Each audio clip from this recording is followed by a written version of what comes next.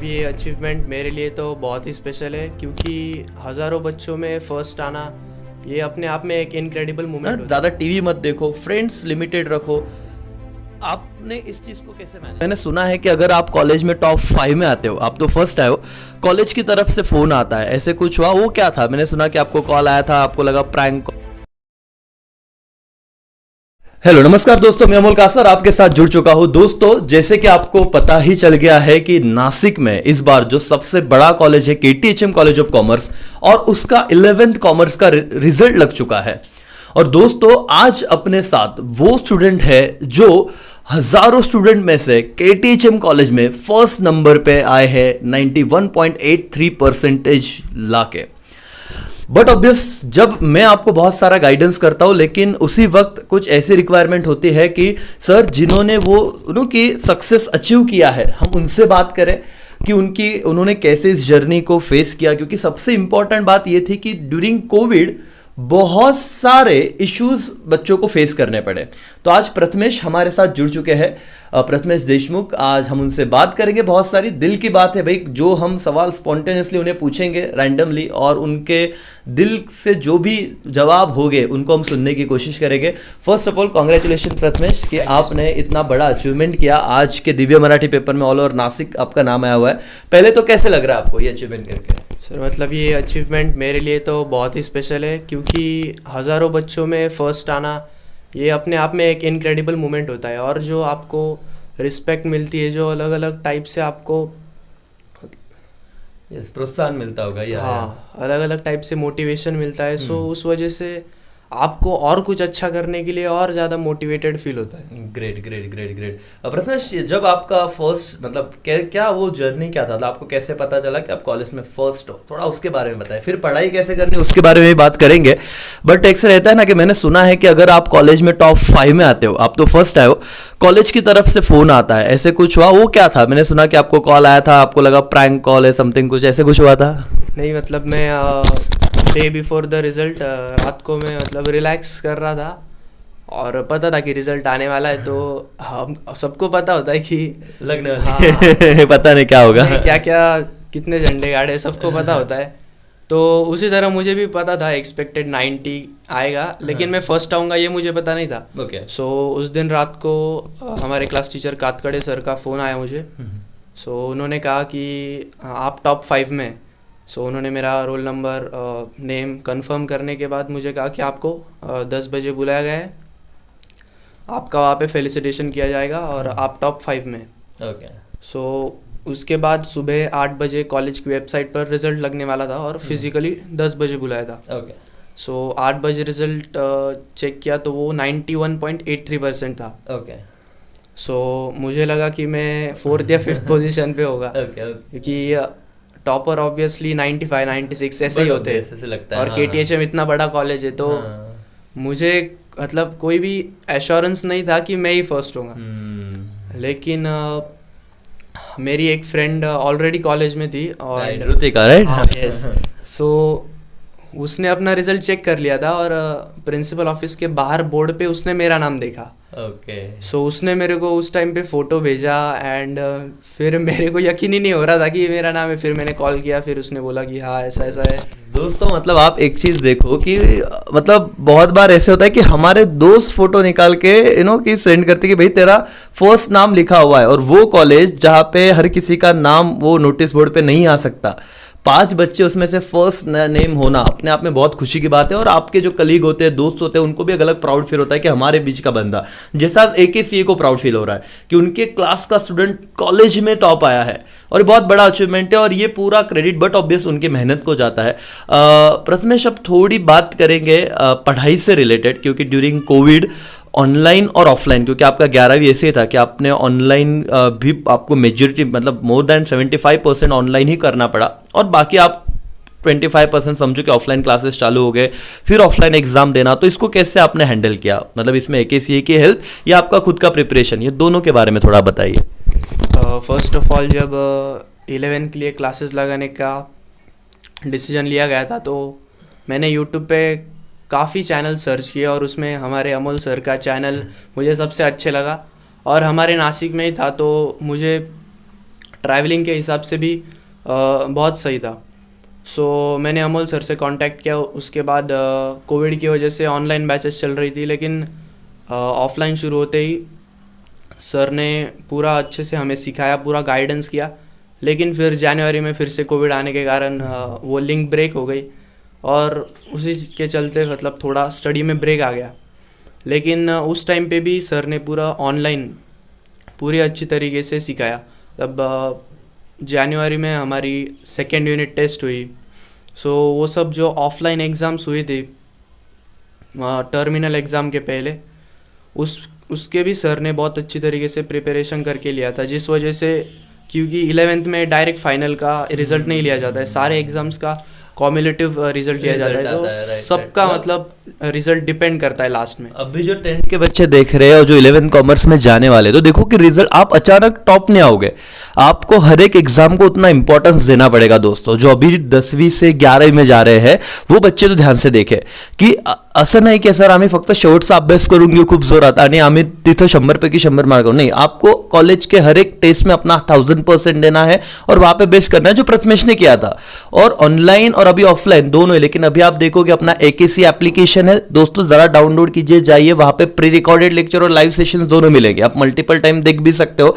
But आप कितने घंटे पढ़ते थे? ऐसा कुछ था कि आप 10 घंटे 12 घंटे? क्योंकि ये सवाल होता है, क्योंकि टॉपर आ गए तो बच्चों का यही सवाल रहता है कि सर हा मुलगा फक्त पुस्तकी किडा असेल, हा फक्त 16 तास अभ्यास करत असेल। जेन्युइनली ऐसे लगता है। लेट्स सी कि आपका क्या एक्चुअली था, कैसे आपने प्रिपरेशन किया? नहीं, 10 घंटे 12 घंटे मैं तो पढ़ाई नहीं करता था। जितना सिखाया जाता था उसको प्रॉपरली रिवाइज करके, प्रॉपर उसका मैनेजमेंट करके, एग्ज़ाम के टाइम पे जो रिवीजन होती है, जो लास्ट मिनट रिवीजन होती है, वो सबसे इम्पोर्टेंट होती है। तो उस टाइम पे आप क्या रिवाइज करते हो, आपके माइंड में उस टाइम पे क्या थॉट्स आ रहे हैं, आप कितने प्रिपेयर्ड हो, सो वो जो मेंटल कंडीशन होती है उस टाइम की, वो ज़्यादा डिटरमाइन करती है कि आप एग्ज़ाम कैसे दोगे। एग्जैक्टली। सो हमें आवर्स पे फोकस नहीं करना चाहिए, लेकिन जो इनपुट जा रहा है वो इनपुट की क्वालिटी पे फोकस करना चाहिए। आपका ये कहना है कि rather than quantity we should focus on quality, कि 16 घंटे पढ़ना जरूरी नहीं, लेकिन आप 5 घंटे पढ़ो, उसमें 16 घंटे की पढ़ाई कैसे होगी उस पर ध्यान दो।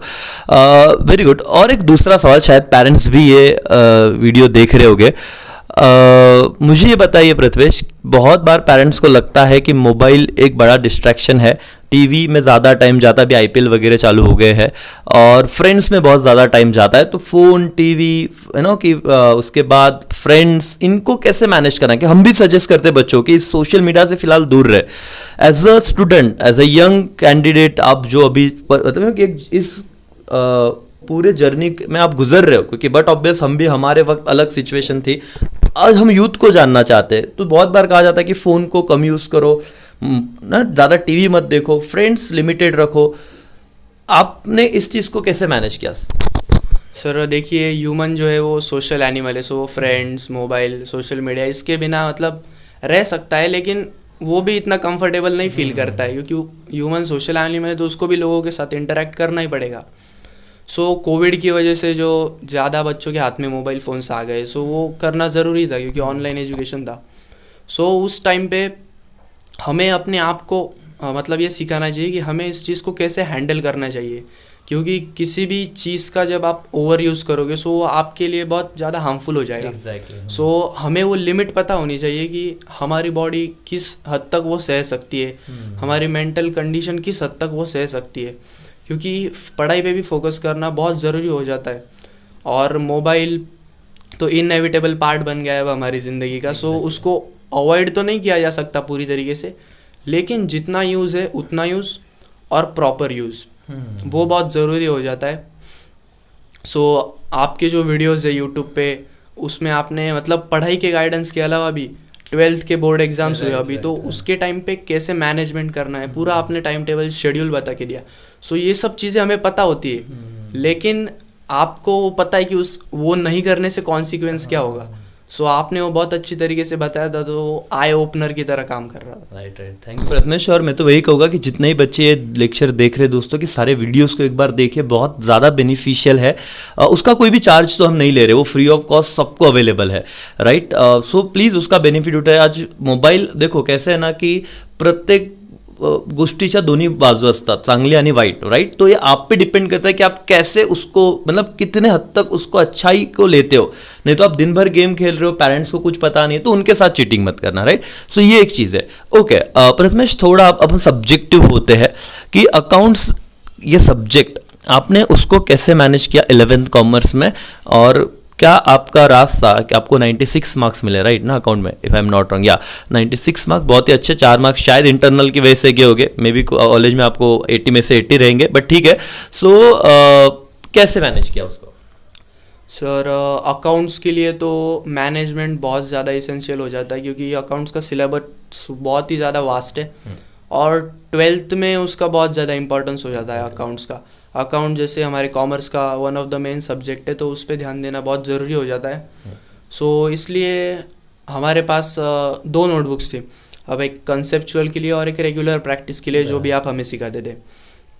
सो रेगुलर प्रैक्टिस की बुक में तो आप वो होमवर्क देते थे, आप जो सिखाते थे वो तो होना ही था, लेकिन कंसेप्चुअल में जो हमें समझ रहा है, लास्ट मिनट रिवीजन के लिए कौन से क्वेश्चंस इंपॉर्टेंट हो जाते हैं, क्योंकि 11th में आपके पास टाइम बहुत कम होता है, एडमिशन्स होते हैं, फिर एलोकेशन होता है, रोल नंबर, डिवीजन, सो टाइम बहुत कम हो जाता है। दिवाली से कई कॉलेजेस शुरू हो जाते हैं, सो कम टाइम में प्रॉपर स्टडी और सारे क्वेश्चन सॉल्व करना तो इतना पॉसिबल नहीं होता।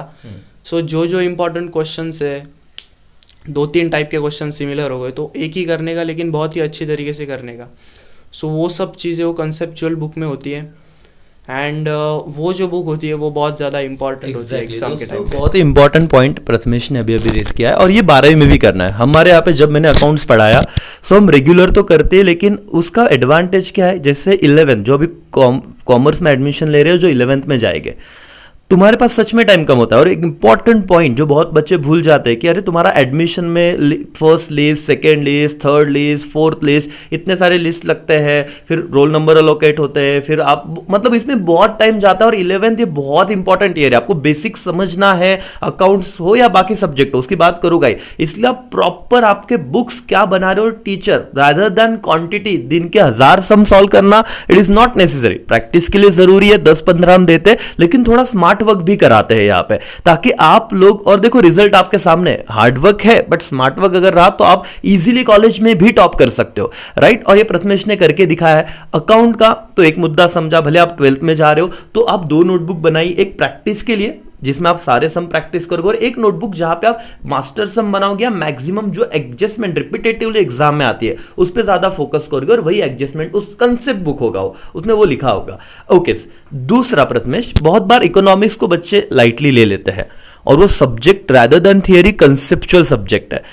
अभी हमारे 12वीं के भी लेक्चर चालू है, प्रथमेश को मैं कुछ सवाल पूछूंगा इफ यू परमिट, और आप देखो कि इकोनॉमिक्स हम कैसे कर रहे हैं, तो इंटरव्यू में आपको ना ये मतलब स्पॉन्टेनियसली आपको भी दिख जाएगा। प्रथमेश, चलो 12वीं का मैंने यूटिलिटी चैप्टर चालू किया, मुझे आप बता सकते हो कि फीचर्स ऑफ यूटिलिटी क्या, उसके हेडर्स क्या है? सर, फीचर्स ऑफ यूटिलिटी उसके 10 पॉइंट्स है। Utility is a relative concept, utility is subjective concept, it is ethically neutral concept, it differs from satisfaction, it differs from pleasure, it differs from usefulness.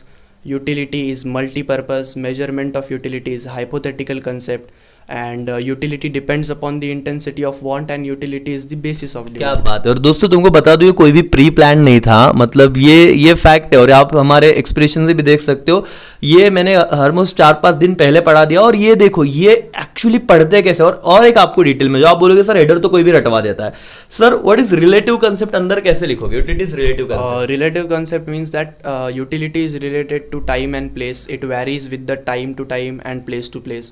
For example, sand has no utility at the seashore, but when you bring it to the construction site, it assumes more utility. Yeah. And winter clothes do not have woolen clothes do not have utility in the summer season, but they have utility in the winter season. Exactly. सी दोस्तों, ये जब हम eco पढ़ते हैं ना, तो ये उनका टैलेंट है। और जैसे मैंने कहा कि कोई प्री प्लान नहीं है कि मैं तुझे पूछूंगा, बट ये ना अंदर से ये चीजें आती है, क्योंकि इकोनॉमिक्स दिमाग में घुसा हुआ है। क्या आप एथिकली न्यूट्रल का पॉइंट बता सकते हो? Yes, sir. Utility is ethically neutral concept. It has no ethical consideration. It is a morally colorless concept, and the commodity should satisfy any want of the person, whether it is good, bad, desirable, non-desirable. For example, knife can be used to cut vegetables, fruits, and it can be used to harm someone. Both the wants in this case are of different nature, but they are satisfied by the same commodity. Therefore utility is called ethically क्या neutral. बात है दोस्तों, और ये YouTube पे हजारों लाखों बच्चे अभी देखेंगे दोस्तों। ये पढ़ाई है जो हम 12वीं में करवा रहे हैं अभी, राइट। और ये स्टूडेंट मतलब देखो इनकी मेहनत है, नो डाउट मैंने कराया क्लास में, लेकिन हम इस तरह से पढ़ाते हैं। और इकोनॉमिक्स दोस्तों आपके ना बोले वो थियरी रटना नहीं है, हमने उतना कंसेप्चुअल बताया ताकि बच्चे देखो स्पॉन्टेनियसली पूछने का, ये कोई प्लान नहीं था, मैंने उसको बताया नहीं, लेकिन जैसे पूछा उसने आंसर किया, तो ये मुझे भी सेटिस्फेक्शन मिल रहा है कि हाँ जो हम कर रहे हैं उसका फायदा हो रहा है। पढ़ते वक्त ऐसे पढ़ो। आप क्या करते हो, हेडर्स पढ़ते हो, हेडर्स के अंदर कुछ तो लिख के आते हो, आप टेक्स्ट बुक अभी निकालना और इन्होंने जो पॉइंट पूछ बताया ना पीछे रिवाइज कर, मतलब पीछे लेके जाना वीडियो और देख लेना, एक बार मैच कर लेना। सर इस इंटेंसिटी से हम पढ़ते हैं क्लास में। और दोस्तों अगर आपने अभी तक बहुत क्राउडेड क्लास लगा लिया है, चैप्टर हो चुके होंगे, चैप्टर खत्म करना पर्पस नहीं है, वो दिमाग में और तो ही तो रैंक आता है। और आप जो पढ़ोगे, ये जो बोल पा रहे हो लिखोगे तो मार्क्स मिलेंगे। इंडियन एजुकेशन सिस्टम है सर, यस और नो, तो आप उस पर ध्यान दीजिए। हमारे इकोनॉमिक्स के ऑनलाइन लेक्चर भी इसी तरह से हो रहे हैं, ऑफलाइन लेक्चर कॉलेज रोड और अशोक नगर ब्रांच पे सेम हो रहे हैं। तो दोस्तों अगर आपने अभी तक डिसीजन नहीं लिया होगा तो आंखें खोलिए और डिसीजन अच्छा लीजिए ताकि आपको ही फायदा हो। तो इकोनॉमिक्स सर हम करवा रहे हैं, मैं 10 चैप्टर इनको करवाऊंगा। 12वीं की बात कर रहा हूँ, 11th का तो नॉर्मली वैसे उन्होंने अच्छे से किया जैसे अभी हमने अभी किया है। बट अब OCM पे आते हैं सर, OCM का कैसे किया? सो OCM में लर्निंग के लिए बहुत ज़्यादा होता है और इको के कंपैरिजन में OCM का सिलेबस वास्ट है। एग्जैक्टली। सो उसमें बहुत ज़्यादा ऐसे क्वेश्चंस है जो सिमिलर टाइप के। फॉर एग्जांपल 4th और 5th लेसन में डीमेरिट्स, मेरिट, फीचर्स, सो ये बहुत ज़्यादा कन्फ्यूजन हो जाता है बच्चों को कि कौन से ऑर्गेनाइजेशन के फीचर्स कौन से, उसके डीमेरिट्स कौन से, सो मेरिट्स कौन से। सो हर किसी का स्पेसिफिक लर्न करने के बजाय जब आप उनको कलेक्टिवली लर्न करते हो, मतलब डिफ्रेंशिएट करके लर्न करते हो। फॉर एग्जांपल आपने ले लिया सोल ट्रेडिंग कंसर्न और प्रोप्राइटरशिप का, सो वो दोनों का जब आप कंपैरेटिव स्टडी करते हो सो आपको उस टाइम पे पता चलता है कि इसमें क्या है और इसमें क्या अलग अलग पॉइंट्स है। सो ऐसे ही वो कंपैरेटिव स्टडी की वजह से आपको फीचर्स भी पता चल जाते हैं, मेरिट्स भी पता चल जाते हैं और डीमेरिट्स भी पता चल जाते हैं। एग्जैक्टली दोस्तों, अपने नोट्स भी बहुत अच्छी तरीके से बनाए हैं। और कहा ना कि बहुत बच्चे घर पे पढ़ते हैं, इवन 12th में भी आप देखो, 12th में भी ये बहुत वास्ट सब्जेक्ट है। इन्होंने आपका राइटिंग प्रैक्टिस और ना कंसेप्ट पढ़ना नहीं, मतलब कौन सा क्वेश्चन, मेरिट्स और डीमेरिट्स और फीचर, इसमें आपको अगर समझा दिया कि एक्चुअली लिखो सब ना नोट्स, स्मार्ट नोट्स और चार्ट बना के रखो। ये तुम्हारा एग्जाम 1 साल बाद होता है, 6 महीने 8 महीने बाद होता है। तुम अभी से पढ़ते हो, तुमको लगता है पढ़ाई हो गया, नहीं। आप जब अभी पढ़ रहे हो तो आप वो 3 घंटे के लिए पढ़ रहे हो, तो उस वक्त ऐसे नोट्स निकालो कि आपको जब वो एग्जाम के पहले एक दिन पढ़ने जाओगे तो आपने जो नोट्स निकाले हैं और जो आप अपने हैंडराइटिंग में लिखते हो ना, ज्यादा जल्दी लर्न भी होता है और रिकॉल भी होता है। ये हमेशा याद रखना। तो उसके नोट्स बनाना है। सेम SP और मैथ्स के लिए भी बहुत, हर एक सब्जेक्ट के लिए कहा ना कि प्रथमेश ने 100% दिया था। कुछ इंपॉर्टेंट पॉइंट्स और qualitative study rather than quantity, ये इंपॉर्टेंट था। और not last but not the least Prathamesh, आप मुझे बताओ कि अपने पेरेंट्स को कैसे कनेक्ट करते हो आप इस अचीवमेंट से? बहुत बार अपने पेरेंट्स ना, मतलब कुछ बहुत बच्चों के पेरेंट्स वेल एजुकेटेड होते हैं, उन्हें पता है कि अरे यार ये बहुत बड़ा अचीवमेंट है। कुछ पेरेंट्स अपने ड्रीम्स अगर कंप्लीट नहीं हो पाए, वो अच्छा नहीं पढ़ पाए, वो देखते कि हमारा बच्चा, हमारा कि बेटा अच्छा पढ़े और अच्छा करे। नॉट इमोशनल लेकिन रियलिटी पे बात करेंगे। प्रथमेश आपके डैडी क्या काम करते हैं, आपका मम्मा का क्या है, और बताइए। और आज इतना बड़ा अचीवमेंट, कॉलेज लेवल पे फर्स्ट आना, ये कोई छोटी बात नहीं है। शायद उनको वो रियलाइज हो रहा है कि नहीं, बट बताइए आपके पेरेंट्स क्या करते हैं और कैसे आप? सर मेरे फादर एक कंपनी में काम करते हैं, ऑटोकॉप, एंड मेरी मम्मी जो है वो हाउसवाइफ है। ओके। सो उनको तो बहुत खुशी हुई थी कि फर्स्ट आया तो, लेकिन ये 10th में भी हुआ था। लेकिन 10th में हमारा ऐसा हो गया था कि बहुत सभी जो 10th के स्टूडेंट्स थे उस टाइम पे 2020-21 के, सो उस टाइम पे सब लोग से हमें ताने मिल रहे थे कि तुम ऐसे ही पास हो गए, ऐसे ही पास हो गए। सो ऐसे मतलब ऑनलाइन एक्झाम था, तो उनको लगा की हे मार्क फुकट मिळालेले आहे, तुम्ही ऑनलाइन एक्झाम मध्ये काय केलंय, हे तुमचे मेहनतीच नाही, हे फक्त आपको मिल गया, खैरात में मिला हुआ, ऐसे वाली बात थी। तो उनकी अचीवमेंट को किसी ने कंसिडर नहीं किया। 10th की बात कर रहा हूँ, नाउ 11th पे। Yes sir. तो 11th में जब ये हुआ तो मम्मी पापा तो बहुत ही ज़्यादा खुश थे, और मतलब उनके फेस पे जो खुशी होती है ना, वो देखने का मज़ा ही अलग होता है। आप कुछ भी कर लो, लेकिन जो उनके फेस पे जो खुशी देखने के बाद आपको खुशी के आंसू चाहिए, ऐसे कि गम के आंसू तो बहुत होते हैं, लेकिन अपना बच्चा कॉलेज में फर्स्ट, और तुमको कहो कि इनके पेरेंट्स भी बहुत मेहनत कर रहे हैं अपने बच्चों को आगे लेके जाने के लिए, और बच्चे जब इतना करके दिखाते हैं ना तो वो अलग से खुशी होती है दोस्तों। तो अपने पेरेंट्स के लिए कीजिए। ये 2-3 साल आपने कॉमर्स लिया ना, तो अब आपको ऐसे रियलाइज होना चाहिए कि अब आपके जिंदगी के आगे की कमाई, तुम्हारा करियर, जैसे विराट कोहली क्रिकेट खेल रहा है तो अपनी पूरी जान लगा रहा है प्रैक्टिस में, है ना। अगर आर्मी मैन सोल्जर कोई बन रहा है तो पूरी जान लगा रहे अपने वो प्रैक्टिस में कि हमको हर एक चीज सही ढंग से आनी चाहिए। डॉक्टर अपने प्रोफेशन में बेस्ट जा रहा है, वैसे कॉमर्स में तुम आ रहे हो तो तुम डॉक्टर, सोल्जर, क्रिकेटर इसी लाइन में हो, तुमको अपने फील्ड का बेस्ट बनना है। जैसे प्रथमेश ने करके दिखाया, आप भी करके दिखा सकते हो, बस सही गाइडेंस की आपको जरूरत है। मॉनेटरी कोई भी आपको इशू नहीं आना चाहिए, अगर आ रहा है तो हम वहां पे भी आपको हेल्प करेंगे, लेकिन आप अच्छे एजुकेशन, अच्छे गाइडेंस से दूर मत रहिए दोस्तों। आज प्रथमेश का जो अचीवमेंट था कॉलेज, KTHM कॉलेज में, जब इतिहास में देखा जाएगा कि भाई 2021-22 11वीं में कौन टॉपर था, तो उनका जो नाम है होता है स्वर्ण अक्षरों में पहला दिखेगा कि प्रथमेश, उनके डैडी का नाम, उनका सरनेम, ये proper I think Prathamesh Ramesh Deshmukh, right, if I am not wrong. तो ये पूरा नाम जब दिखता है ना, वो 10 साल बाद जब जाएगा तो वहां पे लिखा होगा। ये अचीवमेंट बार बार नहीं आती ना, तो ये अगर एक बार आ रही है और इन्होंने करके दिखाया, AKCA कॉमर्स अकेडमी, हमें आपको बता दूं कि हम लिमिटेड बच्चों को ही पढ़ाते हैं। हमारे क्लास में 30, 40, 50 बच्चे, तो हम इंडिविजुअल ध्यान दे पाते हैं। हमारा फैमिली जैसा इन्वायरमेंट है, आपको कभी वो इतना फियर फील नहीं होगा क्लास में।